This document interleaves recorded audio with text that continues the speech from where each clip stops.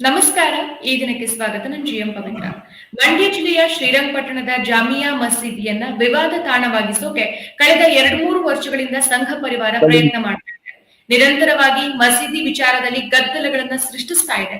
ಅದೇ ರೀತಿ ಬುಧವಾರ ಕೂಡ ಹನುಮ ಮಾಲೆ ಧರಿಸಿದಂತ ಹಿಂದುತ್ವವಾದಿ ಕೋಮು ಕಾರ್ಯಕರ್ತರು ಮಸೀದಿಗೆ ನುಗ್ಗೋಕೆ ಯತ್ನಿಸಿದ್ದು ಅವರನ್ನ ಪೊಲೀಸರು ತಡೆ ಹಿಡಿದಿದ್ದಾರೆ. ಪರಿಣಾಮ ಬಿಗುವಿನ ವಾತಾವರಣ ಸೃಷ್ಟಿಯಾಗಿತ್ತು. ಈ ಬಗ್ಗೆ ಇವತ್ತಿನ ವಿಡಿಯೋದಲ್ಲಿ ಚರ್ಚೆ ಮಾಡ್ತಾ ಹೋಗೋಣ. ನಮ್ ಜೊತೆ ಇವತ್ತಿನ ಚರ್ಚೆಯಲ್ಲಿ ಜನಶಕ್ತಿ ಸಂಘಟನೆಯ ಪೂರ್ಣಿಮಾ ಅವರಿದ್ದಾರೆ. ಮೇಡಮ್ ನಮಸ್ತೆ, ಚರ್ಚೆಗೆ ಸ್ವಾಗತ. ಹಾಗೆಯೇ ಕಾಂಗ್ರೆಸ್ ವಕ್ತಾರರಾಗಿರುವಂತಹ ರಾಘು ದೊಡ್ಡೇರಿ ಅವರು ಇದ್ದಾರೆ. ಸರ್, ನಿಮ್ಗೂ ಸಹ ಚರ್ಚೆಗೆ ಸ್ವಾಗತ. ನಮಸ್ತೆ ಸರ್. ನಮಸ್ಕಾರ. ಓಕೆ ರಾಘು ಸರ್, ನಿಮ್ಮಿಂದನೇ ನಾನು ಶುರು ಮಾಡ್ಬಿಡ್ತೇನೆ ಚರ್ಚೆ. ರಾಜ್ಯ ಸರ್ಕಾರ ಏನ್ ಮಾಡ್ತಾ ಇದೆ? ಕೈ ಕಟ್ಟಿ ಕುಳಿತಿದ್ಯಾ? ಮೊದಲನೇದಾಗಿ ಕರ್ನಾಟಕ ಸರ್ವ ಜನಾಂಗದ ಶಾಂತಿಯ ತೋಟ. ನೀವು ನೋಡಿದಿರಿ, ಕಳೆದ 15 ವರ್ಷಗಳಿಂದ ಬಿಜೆಪಿ ಮತ್ತೆ ಸಂಘ ಪರಿವಾರ RSS ಯಾವ ರೀತಿ ರಾಜ್ಯದಲ್ಲಿ ಕಾನೂನು ಸುವ್ಯವಸ್ಥೆಯನ್ನ ಹಾಳು ಮಾಡಲು ಹೊರಟಿದೆ ಮತ್ತು ಶಾಂತಿ ಭಂಗವನ್ನ ಮಾಡಲು ಯಾವ್ಯಾವ ರೀತಿಯ ಪ್ರಯತ್ನಗಳನ್ನು ಮಾಡಿದೆ ಅಂತ ಹೇಳಿ. ಬಿಜೆಪಿಯ ಪ್ರಯತ್ನ ಯಾವಾಗ ವಿರೋಧ ಪಕ್ಷದಲ್ಲಿ ಇರ್ತಾರೆ, ಅವರು ವಿರೋಧ ಪಕ್ಷದಲ್ಲಿ ಅಂದ್ರೆ ಇಲ್ಲಿವರೆಗೆ ಬಿಜೆಪಿ ಸರ್ಕಾರ ಯಾವಾಗ್ಲೂ ಇಂಡಿಪೆಂಡೆಂಟ್ ಆಗಿ ರಾಜ್ಯದ ಜನತೆ ಅವರನ್ನ ಚೂಸ್ ಮಾಡೇ ಇಲ್ಲ. ಅಂದ್ರೆ ಬಹುಮತದ ಸರ್ಕಾರವನ್ನ ಬಿಜೆಪಿ ಯಾವತ್ತೂ ರಚನೆ ಮಾಡಿಲ್ಲ. ಅವರು ವಿರೋಧ ಪಕ್ಷದಲ್ಲಿ ಕೂಳ್ತಾಗೆಲ್ಲ 100% ಅವ್ರ ಮೂಲ ಉದ್ದೇಶ ಏನು ಅಂತ ಹೇಳಿದ್ರೆ ಕರ್ನಾಟಕದಲ್ಲಿ ಶಾಂತಿಯನ್ನ ಕದಡುವಂತ ಕೆಲಸ ಮಾಡಿದ್ದಾರೆ. ಆ ಕದಡುವಂತ ಕೆಲಸ ಮಾಡಿದ್ದಕ್ಕೆ ನಾವೇನ್ ಮಾಡಿದ್ದೇವೆ, ಮಂಗಳೂರಿನಲ್ಲಿ ಏನು ಕರಾವಳಿಯ ಭಾಗದಲ್ಲಿ ರಕ್ತದ ಓಕುಳಿ ಏನು ಹೋಗ್ತಾ ಇತ್ತು ಅದನ್ನ ಸ್ಟಾಪ್ ಮಾಡಿದ್ದೇವೆ. ಅದ ಮೂಲ ಕಾರಣ ಏನು ಅಂದ್ರೆ ನಮ್ಮ ಕಾನೂನು ಸುವ್ಯವಸ್ಥೆ, ನಮ್ಮ ಸ್ಟ್ರಿಕ್ಟ್ ಆಕ್ಷನ್ ತೆಗೆದುಕೊಂಡ ಕಾರಣವಾಗಿ ಇದನ್ನ ಸ್ಟಾಪ್ ಮಾಡಿದ್ದೇವೆ. ರಚನೆ ಆಗಿದೆ, ಐ ಎಗ್ರಿ, ನಾನು ಒಪ್ಕೋತೀನಿ. ಆದ್ರೆ ಈ ಏನಾಗ್ತಾ ಇದೆ ಮಂಡ್ಯದಲ್ಲಿ, ಏನಾಗ್ತದೆ ಕಳೆದ 2-3 ವರ್ಷದಿಂದ ನೀವು ಸಹ ನೋಡ್ತಿದ್ದೀರಾ, ಮಂಡ್ಯದಲ್ಲಿ ಜಾತ್ಯತೀತವಾಗಿ ಇದ್ದಂತ ಜನ ಈಗ ಅಲ್ಲಿ ಏನ್ ನಡೀತಾ ಇದೆ? ಹಾಗಾದ್ರೆ ಮಂಡ್ಯದಲ್ಲಿ ಸರ್ಕಾರ ಆಡಳಿತ ನಿಮ್ ಕೈಲೇ ಇದೆ ಅಲ್ವಾ? ಬಿಜೆಪಿ ವಿರೋಧ ಪಕ್ಷದಲ್ಲಿ ಯಾವುದೇ ರೀತಿ ಹುನ್ನಾರ ಮಾಡಿದ್ರು ಸಹ ಆಡಳಿತ ನಿಮ್ ಕೈಲಿದೆ, ಕಾಂಗ್ರೆಸ್ ಕೈಯಲ್ಲಿದೆ. ಹೌದು, ಆಡಳಿತ ನಮ್ ಕೈಲಿ ಇದೆ. ಅದೇ ಕಾರಣಕ್ಕೋಸ್ಕರ ಏನು ರಕ್ತದೋಕಳಿ ಏನು ಕರಾವಳಿ ಭಾಗದಲ್ಲಿ ಆಗ್ತಾ ಇತ್ತು ಅದನ್ನ ಅವ್ರಿಗೆ ಎಕ್ಸ್ಪರಿಮೆಂಟ್ ಮಾಡೋದಕ್ಕೆ ಉರಿಗೌಡ ನಂಜೇಗೌಡ ಎನ್ನುವ ಒಂದು ಪ್ರಯತ್ನವನ್ನ ಅವ್ರು ಏನ್ ಮಾಡಿದ್ರು.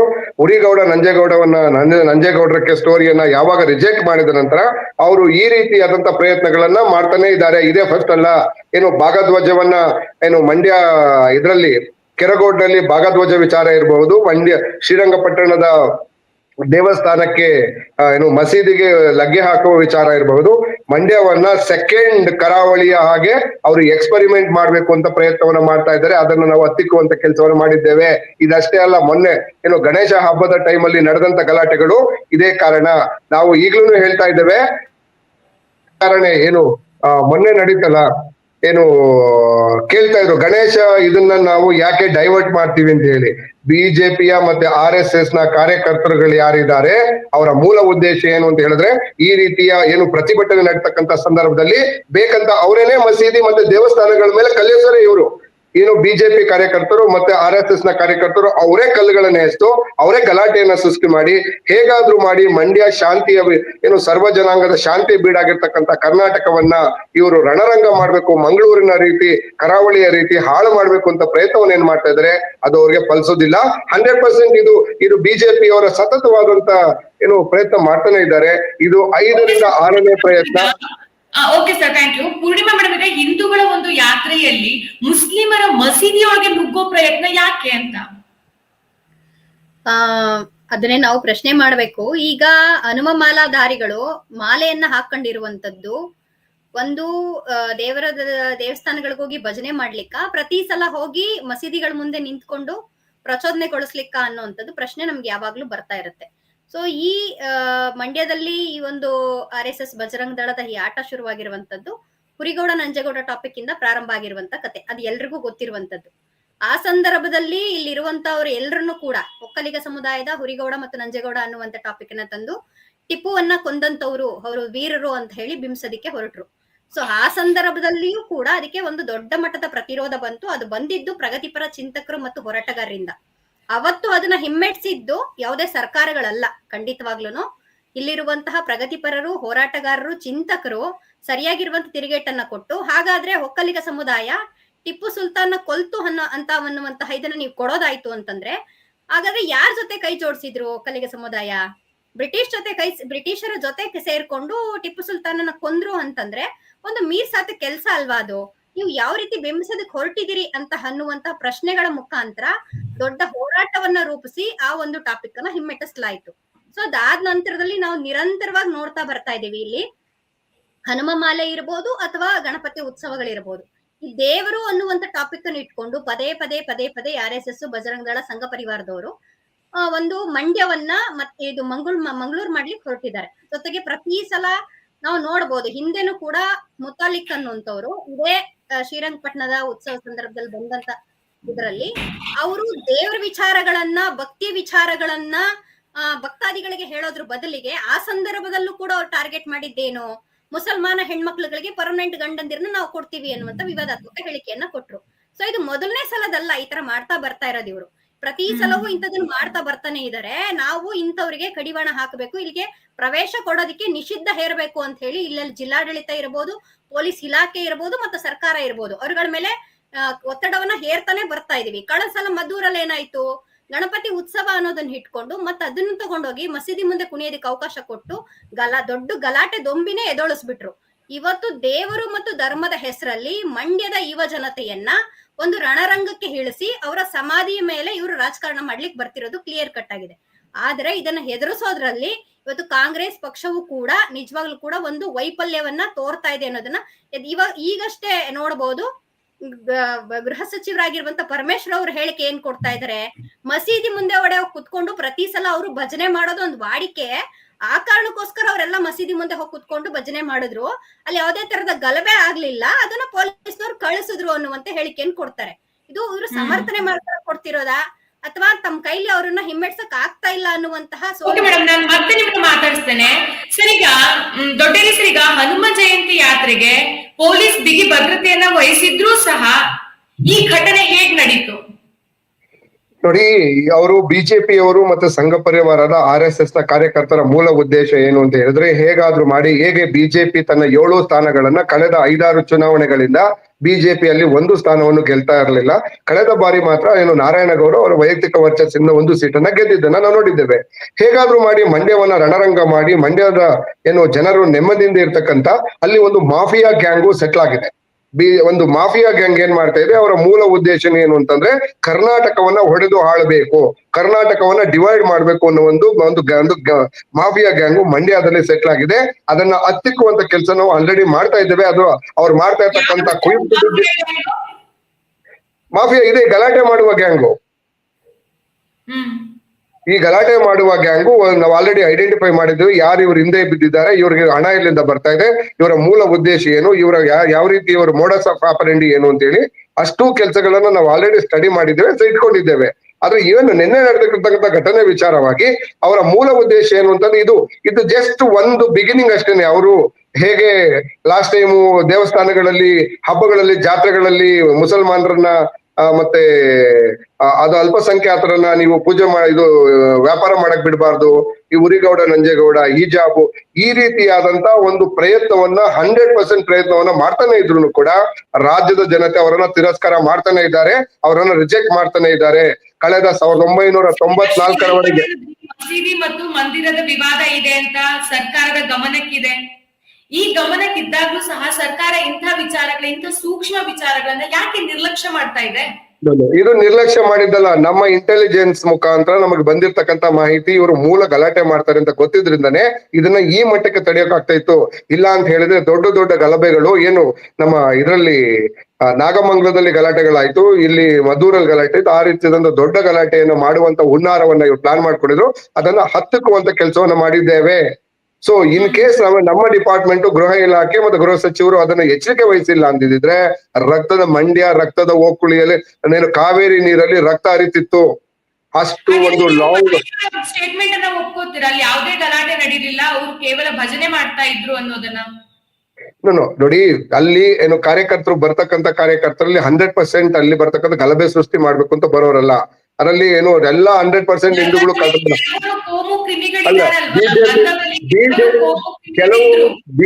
ಕೆಲವು ಬಿಜೆಪಿಯವರು ಕಳ್ಳ ಹಿಂದೂಗಳಿದ್ದಾರೆ ಅಲ್ಲಿ. ಕಳ್ಳಕಾಕರುಗಳು ಅವ್ರು ಏನು ಅಂತ ಅಂದ್ರೆ ಈ ಗಲಭೆಯನ್ನ ಸೃಷ್ಟಿಸುವಂತ ಕಳ್ಳ ಹಿಂದೂಗಳಿದ್ದಾರೆ, ನಕಲಿ ಹಿಂದೂಗಳಿದ್ದಾರೆ. ಅವರ ಮೂಲ ಉದ್ದೇಶ ಏನು, ಶಾಂತಿಯ ಬೀಡನ್ನು ಏನಾಗಿದೆ ಅದನ್ನ ಗಲಭೆಯ ಬೀಡನ್ನು ಮಾಡ್ಬೇಕು ಅಂತ ಹೇಳಿ. ಯಾಕೆಂದ್ರೆ ಇಂದಿನ ಸರ್ಕಾರದ ಅವಧಿಯಲ್ಲಿ ಕರ್ನಾಟಕ ಏನು ರೌಡಿ ಮೋರ್ಚಾವನ್ನ ಸ್ಥಾಪನೆ ಮಾಡಿದ್ರು. ಆ ರೌಡಿ ಮೋರ್ಚಾವನ್ನ ಸ್ಥಾಪನೆ ಮಾಡಿರ್ತಕ್ಕಂಥ ಸಂದರ್ಭದಲ್ಲಿ 25,000 ರೌಡಿಗಳನ್ನ ಕ್ಲೀನ್ ಚಿಟ್ ಕೊಟ್ಟಿದ್ರು, ಇನ್ಕ್ಲೂಡಿಂಗ್ ಸೈಕಲ್ ರವಿ ಅಂತ ಹೇಳಿ. ಮೊದಲನೇ ಬಾರಿಗೆ ಇಡೀ ಪ್ರಪಂಚದಲ್ಲಿ ಒಬ್ಬ ರೌಡಿಗೆ ಪ್ರಧಾನಮಂತ್ರಿಗಳು ನಮಸ್ಕಾರ ಮಾಡಿದ್ದನ್ನು ನೀವು ನೋಡಿದ್ದೇವೆ. ಸೈಕಲ್ ರವಿ ಎನ್ನುವ ರೌಡಿಗೆ ಪ್ರಧಾನಮಂತ್ರಿಗಳು ಮಂಡ್ಯದಲ್ಲಿ ನಮಸ್ಕಾರ ಮಾಡಿಸಿದ್ರು ಇದೇ ಬಿಜೆಪಿಯವರು. ಹಾಗಾಗಿ ಮಂಡ್ಯವನ್ನ ಹೇಗಾದ್ರೂ ಮಾಡಿ ರಣರಂಗ ಮಾಡ್ಬೇಕು, ಹೇಗಾದ್ರೂ ಕಾವೇರಿಯಲ್ಲಿ ರಕ್ತದೋಕುಳಿಯನ್ನು ಹರಿಸ್ಬೇಕು ಅಂತ ಹೇಳಿ ಸದಾ ಪ್ರಯತ್ನ ಮಾಡ್ತಾ ಇದ್ದಾರೆ. ಅದನ್ನ ಹತ್ತಿಕ್ಕುವಂತ ಕೆಲಸ ನಾವು ಮಾಡಿ. ನೀವು ಗೃಹ ಸಚಿವರ ಸ್ಟೇಟ್ಮೆಂಟ್ ಅನ್ನ ಒಪ್ಕೊಳ್ತೀರಾ? ಅಲ್ಲ, ಗೃಹ ಸಚಿವರ ಸ್ಟೇಟ್ಮೆಂಟ್ ಅವರು ಏನ್ ಹೇಳಿದ್ದಾರೆ, ನಾವು ಅಲ್ಲಿ ಏನು ಅವರ ಇದನ್ನ ಮಸೀದಿ ಮುಂದೆಗಡೆ ಅವ್ರು ಕೂತ್ಕೊಂಡು ಭಜನೆ ಮಾಡ್ತಾ ಇದ್ರು, ಅವರು ಭಜನೆ ಮಾಡ್ತಾ ಇದ್ರು, ಅದು ಅವರ ಸಂಪ್ರದಾಯ ಆಗಿತ್ತು. ಮಸೀದಿ ಮುಂದೆ ಭಜನೆ ಮಾಡೋದು, ಅದನ್ನ ಮಾಡಿದ್ರು, ಅಲ್ಲಿ ನಿಜವಾಗ್ಲೂ ಗಲಾಟೆ ನಡೆದಿಲ್ಲ ಅಂತ. ಹೌದು. ಗಲಾಟೆ ಒಂದು ಗಲಾಟೆ ಅಂತ ಅಂದ್ರೆ ಗಲಾಟೆ ಸೃಷ್ಟಿಸುವಂತ ಒಂದು ಪ್ರಯತ್ನವನ್ನ ಕೆಲವು ನಾಯಕರು RSS ಮತ್ತೆ ಬಿಜೆಪಿ ನಾಯಕರು ಕಾರ್ಯಕರ್ತರು ಮಾಡ್ತಾ ಇದ್ರು. ಅದಕ್ಕೋಸ್ಕರ ನಾವು ಅದಕ್ಕೆ ಅವಕಾಶ ಕೊಟ್ಟಿಲ್ಲ. ನಾವ್ ಇನ್ ಕೇಸ್ ಏನಾದ್ರು ನಮ್ಮ ಗೃಹ ಇಲಾಖೆ ಮತ್ತೆ ನಮ್ಮ ಸ್ಥಳೀಯ ಪೊಲೀಸ್ ಇಲಾಖೆ ಸ್ಟ್ರಾಂಗ್ ಇಲ್ಲ ಅಂತ ಹೇಳಿದ್ರೆ ಅಲ್ಲಿ ರಕ್ತದ ಓಕುಳಿ ಹರಿತಿತ್ತು. ಸೊ ಅಂದ್ರೆ ಏನಂತ ಅರ್ಥ, ಅದನ್ನ ಕಂಟ್ರೋಲ್ಗೆ ತಂದು ಸಂಪ್ರದಾಯವಾಗಿ ಏನೇನು ಪೂಜೆ ಪುರಸ್ಕಾರಗಳು ನಡಿಬೇಕಿತ್ತು, ಯಾವ ರೀತಿಯ ಭಜನೆಗಳು ನಡಿಬೇಕಿತ್ತು, ಅದ್ ಮಾತ್ರ ನಡೆದಿದೆ. ಸೊ ಇನ್ ಕೇಸ್ ಏನಾದ್ರು ಗೃಹ ಇಲಾಖೆ ಮತ್ತೆ ಗೃಹ ಸಚಿವರು ಅದನ್ನ ಸ್ಟೆಪ್ಸ್ ತೆಗೆದುಕೊಂಡಿಲ್ಲ ಅಂದಿದ್ರೆ ಮಂಗಳೂರು ಇಲ್ಲಿ ಮಂಡ್ಯದಲ್ಲಿ ರಿಪೀಟ್ ಆಗ್ತಾ ಇತ್ತು. ಓಕೆ ಪೂರ್ಣಿಮಾ ಮೇಡಮ್, ಈಗ ಕೆಲವೊಂದಿಷ್ಟು ಮಾಧ್ಯಮಗಳಲ್ಲಿ ಮತ್ತು ಕೆಲವೊಂದಿಷ್ಟು ಹಿಂದೂ ಪರ ಸಂಘಟನೆಗಳು ಯಾವ ರೀತಿ ಚರ್ಚೆ ಮಾಡ್ತಾ ಇದೆ ಅಂತಂದ್ರೆ, ಮಸೀದಿಯೊಳಗೆ ಮಂದಿರವನ್ನ ಹುಡುಕುವಂತ ಪ್ರಯತ್ನ ಮಾಡ್ತಿದ್ದಾರೆ, ಅದ್ರೊಳಗೆ ಕಲ್ಯಾಣಿ ಇದೆ ಅಂತ ಒಂದಿಷ್ಟು ಚರ್ಚೆಗಳು ನಡೀತಾ ಇದೆ, ಅಥವಾ ಕಮಲ ಇದೆ ಅಂತ ಒಂದಿಷ್ಟು ಚರ್ಚೆಗಳು ನಡೆಯುತ್ತೆ. ಈಗ ಈ ಸಮಯದಲ್ಲಿ ಮಸೀದಿಯನ್ನ ಒಡೆದು ಮಂದಿರವನ್ನ ಹುಡುಕುವಂತ ಪ್ರಯತ್ನ ಮಾಡುವಂತ ಅವಶ್ಯಕತೆ ಆದ್ರೂ ಇದೆಯಾ? ಇವತ್ತಿನ ಮಾಧ್ಯಮಗಳು ನನ್ನ ಪ್ರಕಾರ ಸಂವೇದನೆನೆ ಕಳ್ಕೊಂಡ್ಬಿಟ್ಟಿದಾವೆ ಅಂತ ಅನ್ಸುತ್ತೆ. ಯಾಕೆ ಅಂತಂದ್ರೆ, ಒಂದು ಪ್ರಚೋದನಕಾರಿಯಾಗಿರುವಂತಹ ಘಟನೆಗಳು ಅಲ್ಲಿ ಶುರುವಾಗ್ತವೆ ಅಂತಂದ್ರೆ, ಆ ಘಟನೆಗಳನ್ನ ತಡೆಗಟ್ಟಿ ಒಂದು ಸಮಾಜದಲ್ಲಿ ಸಾಮರಸ್ಯವನ್ನ ಮತ್ತು ಇದನ್ನ ಕಾಪಾಡ್ಲಿಕ್ಕೆ ಏನ್ ಬೇಕು ಆ ತರದ ಒಂದು ವಾತಾವರಣವನ್ನ ನಿರ್ಮಾಣ ಮಾಡ್ಬೇಕು. ನಾನು ಕೂಡ ಜಸ್ಟ್ ಈಗ ಮಧ್ಯಾಹ್ನ ನೋಡ್ತಾ ಇದ್ದೆ, ನೀವು ಹೇಳ್ದಂಗೆ ಯಾವುದೋ ಒಂದು ಮಾಧ್ಯಮದಲ್ಲಿ ತುಂಬಾ ಭಾವೋದ್ವೇಗವಾಗಿ ಒಬ್ಬ ನಿರೂಪಕರು ಕೂತ್ಕೊಂಡು ಮಸೀದಿ ಬಗ್ಗೆ ಮತ್ತೆ ಇದು ಮಸೀದಿ ಒಳಗಡೆ ಕಮಲ ಚಿಹ್ನೆ ಯಾಕಿದೆ, ಕೊಳ ಯಾಕಿದೆ, ಇನ್ನೊಂದು ಯಾಕಿದೆ, ಈ ತರದ ಒಂದು ಪ್ರಶ್ನೆಗಳನ್ನ ಕೇಳ್ತಾ ಅದು ಪ್ರಚೋದನೆಗೊಳಿಸುವಂತ ಕೆಲಸವನ್ನ ಮಾಡ್ತಾ ಇದ್ರು. ಅದು ಖಂಡಿತವಾಗ್ಲೂ ಮಾಡ್ಬೇಕಾಗಿರುವಂತ ಕೆಲಸ ಅಲ್ಲ. ಸೊ ಇವತ್ತು ಮಂದಿರದೊಳಗಡೆ ಮಸೀದಿ ಇದೆಯಾ ಅಥವಾ ಮಸೀದಿರದೊಳಗಡೆ ಮಂದಿರ ಇದೆಯಾ ಅಂತ ಹುಡ್ಕುವಂತದ್ದಲ್ಲ. ನಮ್ಮ ದೇಶದ ಪರಿಸ್ಥಿತಿ ಯಾವ ಕಡೆ ಸಾಗ್ತಾ ಇದೆ, ಇವತ್ತು ಎಲ್ರಿಗೂ ಕೂಡ ನಿಜವಾಗ್ಲೂ ಶಿಕ್ಷಣ ಸಿಕ್ಕಿದ್ಯಾ, ಬಡತನ ಎಷ್ಟು ಮಟ್ಟಕ್ಕೆ ಮೇಲೆ ಇರ್ಕೊಂಡು ಹೋಗ್ತಾ ಇದೆ, ಇವತ್ತು ಎಲ್ಲಾ ವಿದ್ಯಾರ್ಥಿಗಳು ತಮ್ಮ ವಿದ್ಯಾಭ್ಯಾಸವನ್ನ ಮುಗಿಸ್ಕೊಂಡು ಬಂದಂತವ್ರಿಗೆ ಉದ್ಯೋಗ ಅನ್ನುವಂಥದ್ದು ಸಿಕ್ಕಿದ್ಯಾ ಅನ್ನುವಂಥದ್ರ ಬಗ್ಗೆ ಚರ್ಚೆ ತಗೊಳ್ಬೇಕು. ಆದ್ರೆ ಅದನ್ನ ಬಿಟ್ಟು ಇವತ್ತು ಎಲ್ಲಾ ಮಾಧ್ಯಮಗಳು ಮಾಡ್ತಿರುವಂತದ್ದೇನು, ಹುರಿಯ ಗಾಯಕ್ಕೆ ಇನ್ನೊಂದಷ್ಟು ಉಪ್ಪ ಹಾಕಿ ಸುರಿದು ಅದನ್ನ ಹಚ್ಚಿ ಇನ್ನು ದೊಡ್ಡ ಮಟ್ಟದ ಗಲಭೆಯನ್ನು ಸೃಷ್ಟಿ ಮಾಡಿಸಿ ನಮ್ಮಲ್ಲೇ ಮೊದಲು ಅನ್ನುವಂತ ಬ್ರೇಕಿಂಗ್ ನ್ಯೂಸ್ ಗಳನ್ನ ಕೊಟ್ಟು ಇಡೀ ಸಮಾಜದ ಒಂದು ಶಾಂತಿಯನ್ನ ಹಾಳು ಮಾಡುವಂತ ಕೆಲಸವನ್ನ ಮಾಡ್ತಿದ್ರೆ ಅದನ್ನ ಖಂಡಿತವಾಗ್ಲೂ ಈಗ ಮಾಡುವಂತ ಅವಶ್ಯಕತೆ ಇಲ್ಲ. ಈಗ ಬಾಬ್ರಿ ಮಸೀದಿಯನ್ನ ಹೊಡಿಲೇಬೇಕು ಅನ್ನೋದನ್ನ ತಂದ್ರು ಮತ್ತೆ ಮಂದಿರನ್ನು ಕಟ್ಟಿದ್ರು. ಆದ್ರೂ ಇಲ್ಲಿವರೆಗೂ ಆ ಚರ್ಚೆ ನಿಂತಿದ್ಯಾ ಅಂತಂದ್ರೆ ಇನ್ನೂ ಕೂಡ ಆ ಮಸೀದಿಯನ್ನ ಹೊಡೆದು ಮಂದಿರ ಕಟ್ಟಿದಾಗ್ಯೂ ಕೂಡ ಅದರ ಚರ್ಚೆ ಇಲ್ಲಿವರೆಗೂ ನಿಂತಿಲ್ಲ. ರಾಮ ಮಂದಿರವನ್ನ ಕಟ್ಟಿದಾಗ್ಯೂ ಕೂಡ ಇನ್ನು ಚರ್ಚೆಗಳು ಹೇಳ್ತಾನೆ ಇದೆ. ಆ ಚರ್ಚೆಗಳನ್ನ ಇಟ್ಕೊಂಡು ಇನ್ನು ಕೂಡ ಕೋಮುಗಲಭೆಗಳನ್ನ ಹಚ್ತಾನೆ ಇದ್ದಾರೆ. ಸೊ ಈ ಅದೇ ಅಯೋಧ್ಯೆ ರಾಮ ಮಂದಿರ ಕಟ್ಟಂತ ಬಿಜೆಪಿಗೆ ಅದೇ ಅಯೋಧ್ಯೆಯಲ್ಲಿ ಉಳಿಗಾಲ ಇಲ್ಲ ಅಲ್ಲ. ಹೌದು, ತಾವು ತಮ್ಮ ಓಟಿನ ರಾಜಕಾರಣಕ್ಕೋಸ್ಕರ ಅಯೋಧ್ಯೆನಲ್ಲಿ ರಾಮ ಮಂದಿರವನ್ನ ಕಟ್ಟಿ ತಾವು ಗೆದ್ದು ಬಿಡ್ತೀವಿ ಅನ್ನೋದನ್ನ ತೋರ್ಸೋದಿಕ್ ಹೋದ್ರು. ಆದ್ರೆ ಇವತ್ತು ಅದೇ ಅಯೋಧ್ಯೆನಲ್ಲಿ ಸೋಲನ್ನು ಕಂಡ್ರು. ಯಾಕೆ? ಅಲ್ಲಿ ಜನರ ಒಂದು ನೈಜ ಸಮಸ್ಯೆಗಳ ಬಗ್ಗೆ ಅವ್ರು ಚರ್ಚೆ ಮಾಡ್ಬೇಕಾಗಿತ್ತು. ಯಾವತ್ತಿಗೂ ಕೂಡ ಬಡ ಜನರ ಹೊಟ್ಟೆಪಾಡಿನ ರಾಜಕಾರಣ ಮುಖ್ಯ ಆಗುತ್ತೆ ಬಿಟ್ರೆ ಇವರು ದೇವರು ಧರ್ಮ ಅನ್ನುವಂತ ರಾಜಕಾರಣ ಯಾವತ್ತೂ ಕೂಡ ಗಟ್ಟಿಯಾಗಿ ನಿಲ್ಲೋದಿಲ್ಲ. ಸೊ ಇವತ್ತು ಮಂಡ್ಯದಲ್ಲಿ ಮಾಡ್ಲಿಕ್ಕೆ ಬರ್ತಿರೋದು ಅದೇ ಪದೇ ಟಿಪ್ಪು ಸಮಾಧಿಯನ್ನ ಹೊಡಿಬೇಕು, ಮಸೀದಿಯನ್ನ ಹೊಡಿಬೇಕು, ಅದನ್ನ ನಾವು ದಕ್ಕಿಸ್ಕೊಳ್ಬೇಕು ಅನ್ನೋ ತರದ ಬೇರೆ ತರದ ಹುನ್ನಾರಗಳನ್ನ ಇಟ್ಕೊಂಡು ಮಂಡ್ಯ ಜಿಲ್ಲೆಯಲ್ಲಿ ಒಂದು ಕೋಮುಗಲಭೆಯನ್ನ ಹತ್ಲಿಕ್ಕೆ ಬರ್ತಾ ಇದ್ದಾರೆ. ಆದ್ರೆ ಖಂಡಿತವಾಗ್ಲೂ ಮಂಡ್ಯದಲ್ಲಿ ಒಂದಷ್ಟು ಪ್ರಗತಿಪರರು, ಬುದ್ಧಿಜೀವಿಗಳು, ಚಿಂತಕರು ಇದ್ದಾರೆ.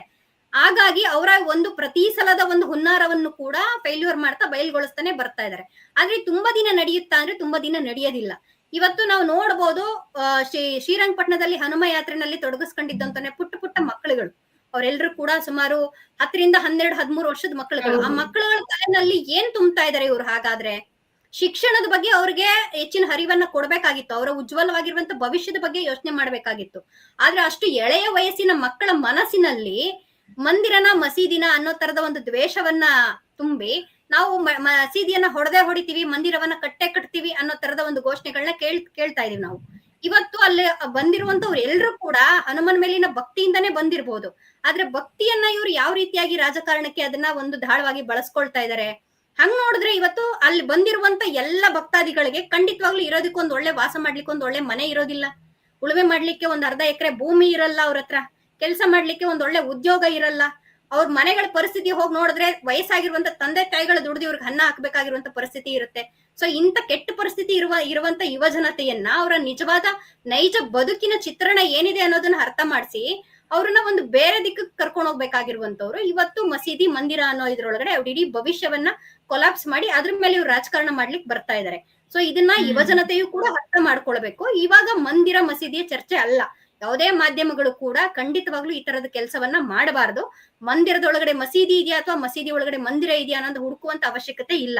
ಆ ಕಾಲಘಟ್ಟಕ್ಕೆ ಏನೇನಾಗಿದೆಯೋ ಅದು ಇದನ್ನ ಬಿಟ್ಟಿದ್ದು. ಬಟ್ ಪ್ರೆಸೆಂಟ್ ಏನ್ ಬೇಕಾಗಿದೆ ಜನತೆಗೆ ಇವತ್ತು ಅದ್ರ ಬಗ್ಗೆ ಮಾಧ್ಯಮಗಳು ಹೆಚ್ಚು ಗಮನವನ್ನ ಹರಿಸಿ ಇವತ್ತಿನ ರಾಜಕೀಯದ ಬಗ್ಗೆ ಜನರಿಗೆ ಹೆಚ್ಚು ತಿಳುವಳಿಕೆಯನ್ನ ಕೊಡ್ಬೇಕಾಗಿದೆ. ಇವತ್ತಿನ ರಾಜಕಾರಣ ಮತ್ತೆ ನಾನು ನಿಮ್ಮನ್ನ ಮಾತಾಡಿಸ್ತೇನೆ. ದೊಡ್ಡೇಶ್ವರಿಗ ಮೇಡಮ್ ಹೇಳಿದ ಹಾಗೆ ನಾವು ಸಹ ಒಂದಿಷ್ಟು ವಿಡಿಯೋಗಳನ್ನ ಗಮನಿಸಿದ್ದೇವೆ. ಆ ಚಿಕ್ಕ ಮಕ್ಕಳ ಮನಸ್ಸಲ್ಲಿ ಎಂತ ದ್ವೇಷವನ್ನ ತುಂಬುತ್ತಿದ್ದಾರೆ. ಶಿಕ್ಷಣ ಇಲಾಖೆ ಈ ಬಗ್ಗೆ ಯಾಕೆ ಯಾವುದೇ ರೀತಿ ಕ್ರಮಗಳನ್ನು ತೆಗೆದುಕೊಳ್ಬಾರ್ದು? ಪಾಲಕರಿಗೆ ಅಥವಾ ಪೋಷಕರಿಗೆ ಯಾಕೆ ಒಂದು ಸ್ಟ್ರಿಕ್ಟ್ ಆದಂತ ಆಕ್ಷನ್ಸ್ ಗಳನ್ನ ತರಬಾರ್ದು, ರೂಲ್ಸ್ ಗಳನ್ನ ತರಬಾರ್ದು? ಮಕ್ಕಳನ್ನ ಈ ರೀತಿ ಕೋಮು ವಿಚಾರದಲ್ಲಿ ತಲೆ ತೂಗಿಸ್ಲಿಕ್ಕೆ ಬಿಡಬಾರ್ದು ಅಂತ ಪೋಷಕರಿಗೆ ಯಾಕೆ ಒಂದು ಕಟ್ಟುನಿಟ್ಟಿನ ರೂಲ್ಸ್ ಅನ್ನ ಮಾಡಬಾರ್ದು ಅಂತ ನೋಡಿ. ಮತ್ತೆ ಶಿಕ್ಷಣ ಇಲಾಖೆಯ ಜವಾಬ್ದಾರಿ ಮಕ್ಕಳು 8 ಗಂಟೆಗೆ ಅವರು ಶಾಲೆಗೆ ಬಂದ ನಂತರ, ಶಾಲೆಗೆ ಬಿಟ್ಟೋದ ನಂತರದವರೆಗೆ ಅವ್ರಿಗಿರ್ತಕ್ಕಂಥ ಜವಾಬ್ದಾರಿ ಅದನ್ನ ನಾವು ಸರ್ಕಾರ ಆಲ್ರೆಡಿ ಮಾಡ್ತಿದ್ದೇವೆ.